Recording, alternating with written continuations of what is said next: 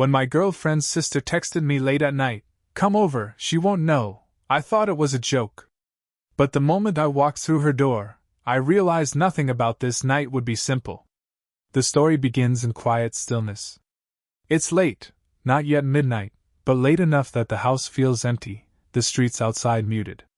The narrator lies on his bed, scrolling absent-mindedly through his phone, his mind half asleep. Then, without warning, the screen lights up with a notification. A name appears that makes his chest tighten immediately: his girlfriend's sister. The text itself is short, almost careless in its wording, but it lands with the weight of something far more dangerous. "Come over, she won't know." At first, he laughs under his breath. Surely it's a joke, maybe she mistyped, or maybe she's playing at something harmless.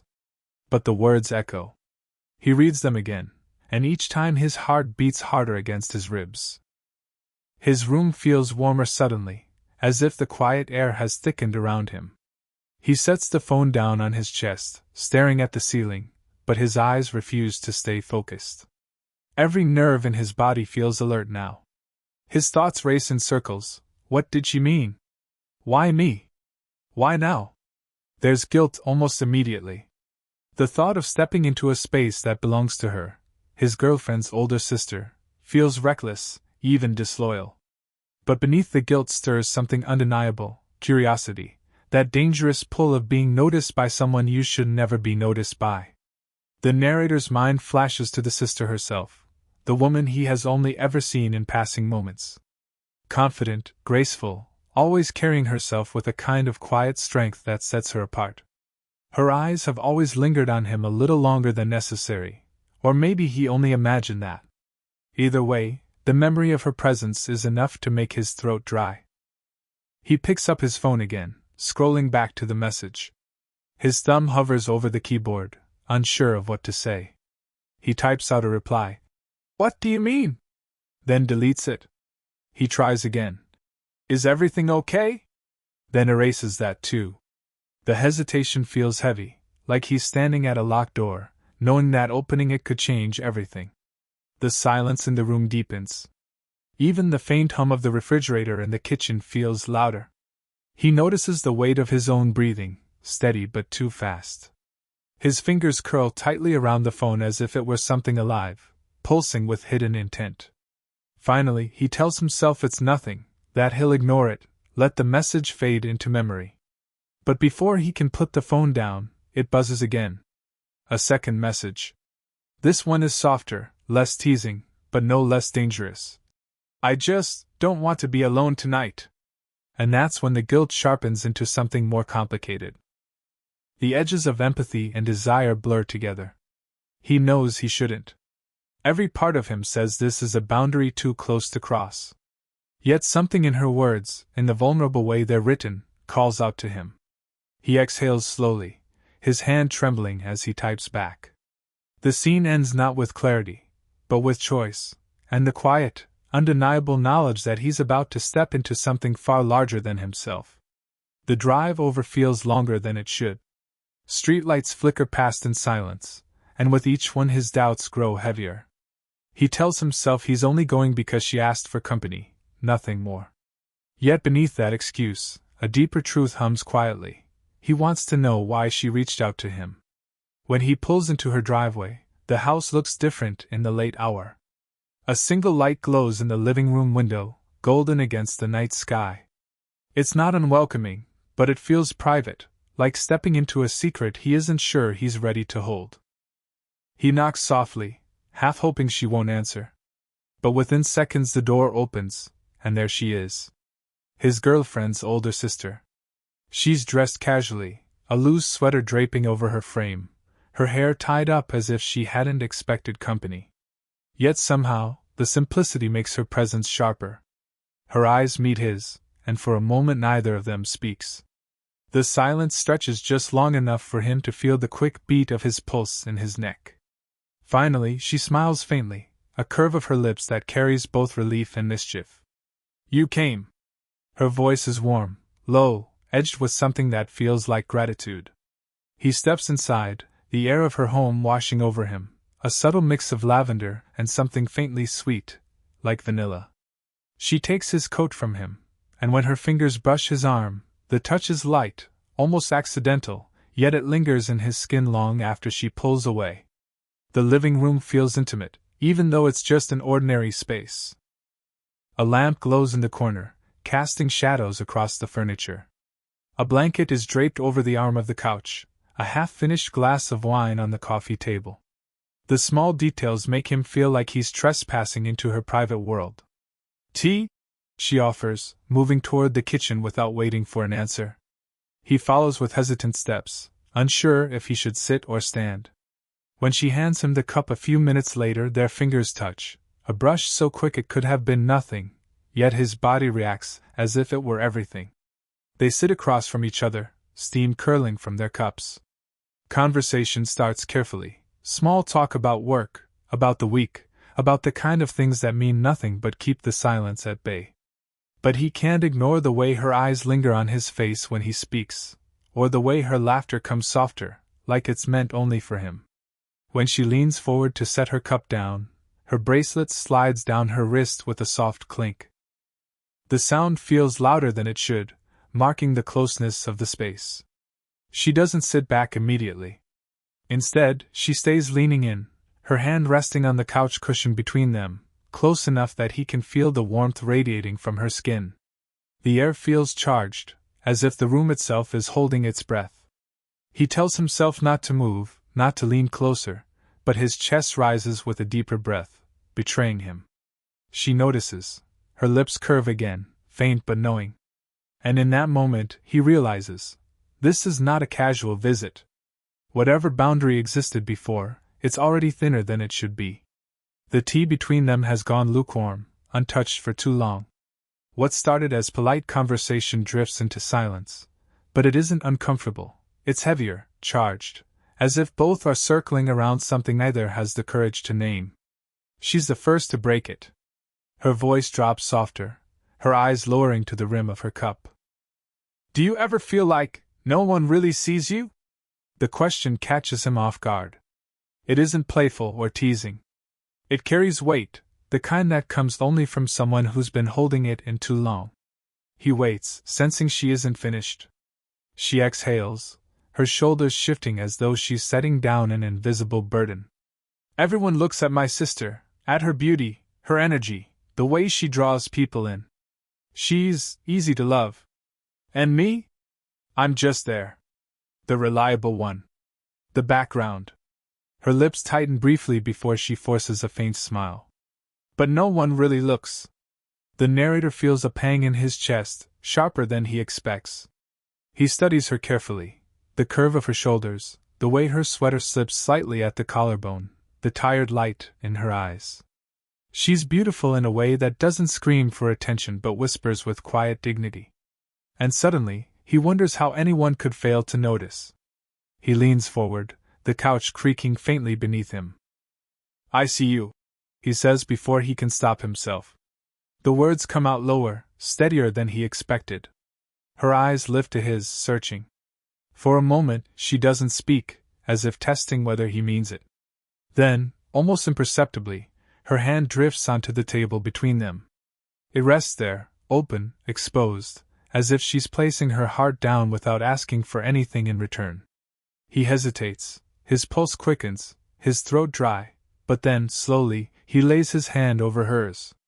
Their skin meets with a cool warmth, the kind of touch that doesn't burn but seeps in, settling deep. She doesn't pull away. Instead, her fingers curl slightly, responding, holding on. The silence returns, but it feels different now. Less like absence, more like communion. The faint hum of the refrigerator in the other room, the ticking of the clock on the wall, everything feels distant compared to the pulse he can feel in her wrist beneath his hand. Her eyes glisten faintly, though no tears fall. "You shouldn't say things like that," she whispers. Yet her hand doesn't move.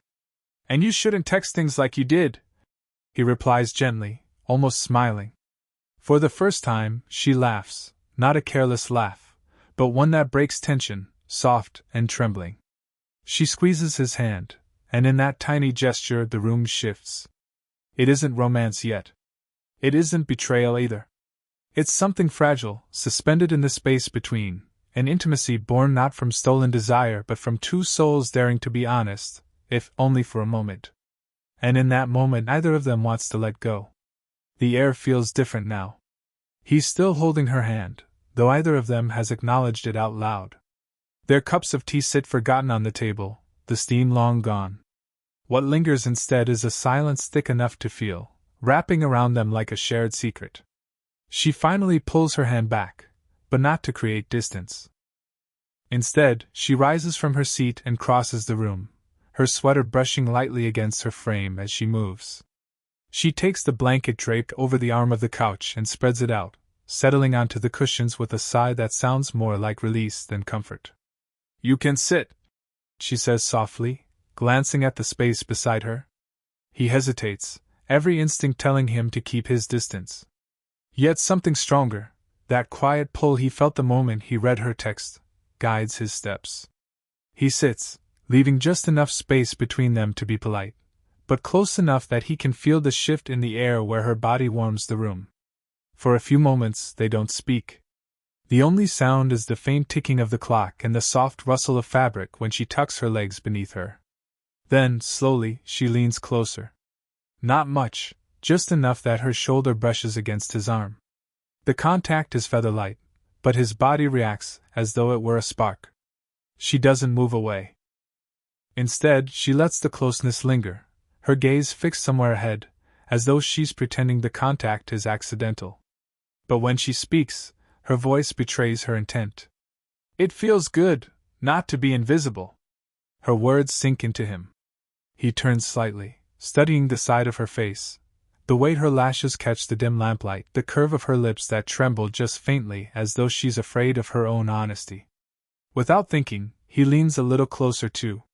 His shoulder presses more firmly against hers, and in that small shift, something changes between them. The space that once felt safe now feels charged, fragile, like glass that could crack under too much pressure. She turns her head, and for a moment they're face to face. Her breath brushes against his skin, warm, sweet, carrying the faintest trace of wine. A strand of her hair slips free, tickling his cheek. He doesn't move away. Her hand drifts down, resting on her lap, then inching closer until it settles lightly against his knee. The touch is delicate, almost hesitant, but it sends a current through him all the same. He swallows hard, his throat dry, his voice barely steady when he speaks. "We shouldn't, I know," she whispers, her eyes never leaving his. Her hand doesn't move. The silence that follows is louder than any words.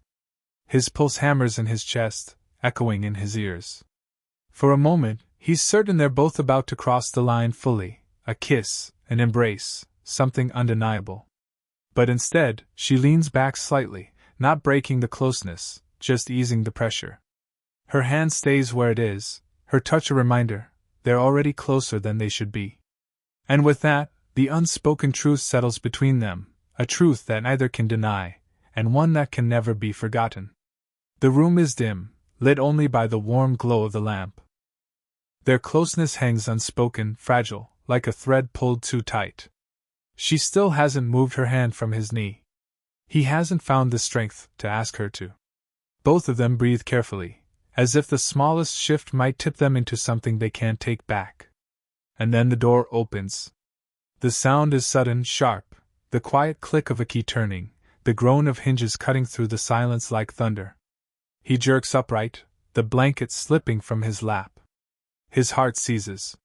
Standing in the doorway is his girlfriend. Her eyes sweep across the room, landing on him first, then her sister.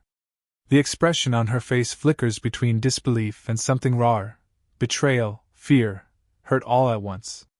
What is this?" Her voice is small, trembling, but it cuts deeper than any shout could. He tries to speak, but his throat feels like sand. The older sister rises quickly, as if to shield him, though the guilt in her eyes is unmistakable. "It's not what you think," she starts, her tone pleading. But the younger woman shakes her head, her hands already balling into fists at her sides. Don't insult me with that." Her voice cracks. "I walk in and see you, Both of you, like this? How long has this been happening? The narrator finally finds his voice, though it's unsteady. It's not like that. You weren't what? She snaps, her eyes glistening now. You weren't sitting here in the dark, closer than you should be? You weren't holding hands? Her gaze darts between them, sharp as broken glass. Do you think I'm blind? The older sister reaches out, laying a trembling hand on her younger sister's arm. Please! Just listen. But the touch is shaken off instantly. Don't touch me. Her words land like a slap, and the older woman recoils, her face tightening with hurt.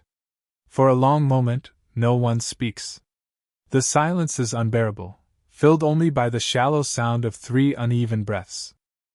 Finally, the narrator steps forward, his voice low, almost breaking. I'm sorry. I shouldn't have come. I should have stopped this before it ever started. But it wasn't about betraying you. He swallows hard, his chest heavy. It was about something she needed. Something I didn't understand until tonight. The girlfriend's eyes flash, a tear spilling down her cheek. And what about what I need? Did that matter to either of you?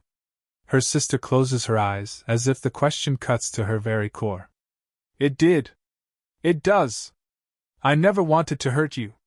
Her voice quivers, carrying both strength and regret. But I was so tired of feeling invisible. Of always standing in your shadow. The words hang in the air, a confession that feels heavier than any accusation. The narrator sees the shift in his girlfriend's face, anger still burning, but now softened by something deeper, recognition. For the first time, her voice lowers. So this was about you. About feeling seen? She looks between them again, tears clinging to her lashes. And I was just the one left blind. The question lands like a stone between them, impossible to ignore. And in that moment, all 3 realize nothing will ever be the same. The room feels heavier than before, as if the walls themselves are holding their breath. No one moves. The older sister stands with her arms folded tightly, as though bracing for impact. The younger sister, his girlfriend, wipes a trembling hand across her cheek, though the tears keep falling. He feels rooted between them, guilty on both sides, his chest aching under the weight of what's unsaid. Finally, the younger sister breaks the silence. Her voice is sharp at first, but unsteady, like glass cracking under pressure. Do you know what it feels like to trust someone, to trust both of you, and then walk into this? Neither answers. The words are too heavy to dismiss. Her sister takes a tentative step closer. I never meant for it to happen this way. I wasn't trying to take something from you. Her voice lowers, soft but trembling. I've spent years watching people love you without effort. I wanted someone to look at me that way, just once. To feel like I mattered as much. The admission cuts through the air. The younger woman's tears slow, her anger faltering. She searches her sister's face, her own breathing uneven. You think I don't have my own shadows? You think being the one in the spotlight makes life easy? She shakes her head, her voice breaking. People look at me, but they don't see me either. They just want me. Not all of me. Not the parts that are scared or tired or lonely. The older sister blinks, startled, as if she's hearing this for the first time. For a moment, the space between them softens. The narrator exhales slowly, stepping into the silence. You're both saying the same thing, he says gently. His voice wavers, but the truth in it steadies him. You both want to be seen. To be loved for who you are, not just the version the world expects. Neither woman looks at him right away. Instead, their eyes shift toward each other, tentative, vulnerable, as if they're finally allowing themselves to be honest without the armor of rivalry. The younger sister sinks onto the couch, her arms dropping limply to her sides. Her sister hesitates, then sits beside her, leaving a careful space between them. For a long moment, they just sit, breathing in the same rhythm, as if learning how to share the air again. Then, almost hesitantly, the older woman reaches across the gap. Her hand brushes her sister's, waiting.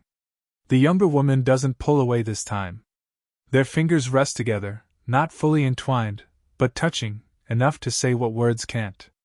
The narrator sits across from them, watching, his throat tight. He feels like an intruder, and yet deeply tied to the moment. Slowly, he leans forward, placing his hand on top of theirs. 3 hands stacked together, fragile, trembling, but united. The younger sister whispers, her voice barely audible. "I don't know how to forgive this." "I don't expect you to," her sister replies, tears sliding down her cheek. "But I need you to know it was never about stealing from you. It was about trying not to disappear." The words linger raw and heavy, but they open something, a crack in the wall between them. And through that crack, the possibility of healing begins to flicker, fragile but real. The early morning light filters through the curtains, soft and golden, washing the living room in a quiet warmth. The night's tension lingers like a faint echo, but it's softened, tempered by hours of tears, confessions, and tentative understanding. The 3 of them sit together on the couch, the space between them now measured not by boundaries of anger, but by a fragile trust. The narrator watches them closely. His girlfriend leans slightly toward him, her hand resting lightly in his, but her eyes are gentle as she studies her sister. The older woman, in turn, leans in just enough to let her head rest briefly against the back of the couch near him. It's a delicate arrangement, neither forced nor awkward, a quiet triangle of presence, shared without words. The room is still. The soft ticking of the clock seems almost ceremonial, marking the slow recovery of bonds that were frayed but not broken. For the first time since the text, he feels the weight lift from his chest. It isn't relief that comes from avoiding disaster, it's something deeper, a sense that honesty has created space for something rare and real. The younger sister finally speaks, her voice low, thoughtful. "I still feel hurt. But I understand now. You didn't want to hurt me. And maybe there's a way for us all to just exist like this, honestly, without pretending things are simple." Her sister nods, eyes glistening but calm. "I can live with that. I want to be seen for who I am, not just in the shadows of anyone else. And I don't want to destroy what you two have either." The narrator's fingers tighten slightly around the younger sister's hand, then rest loosely over both of theirs. He feels their warmth, the subtle pulse beneath the skin, and he allows himself to simply breathe in the closeness without rushing to define it. Words are unnecessary. The shared understanding is enough. She leans back, her head tilting to rest lightly against his shoulder. Her hair brushes his neck, soft and familiar, and the quiet touch sends a steady warmth through him. Across from them, her sister reaches out and rests a hand on the other woman's shoulder, fingertips barely grazing. The connection is simple, a touch that speaks of apology, reconciliation, and quiet affection. For a long moment they sit like this, 3 people bound not by scandal or secrecy, but by trust, honesty, and the courage to be vulnerable. No one moves, no one speaks. Yet everything is communicated, the longing, the acceptance, the careful, steady affection that no longer needs to hide. The narrator allows a faint smile to curve his lips, noticing the small details, the soft rise and fall of their chests, the warmth of skin against skin, the subtle sound of breathing harmonizing across the small triangle. It isn't perfect, but it is real. And that is enough. Eventually, the younger sister rests her head lightly on his shoulder, while the older sister shifts slightly to touch the other woman's arm. The morning stretches on, quiet, warm, and steady. No declarations, no fireworks, just 3 people existing together in a delicate balance of care, affection, and understanding. The story ends not with resolution in a conventional sense, but with a feeling that lingers, intimacy built on truth, boundaries respected yet softened, and a rare, unshakable connection that has survived tension, guilt, and longing. If this story pulled at your heartstrings, don't forget to hit the like button and subscribe for more slow-burn romances that linger long after the screen goes dark. And tell me in the comments, which moment in this story touched you the most? I'd love to hear your thoughts.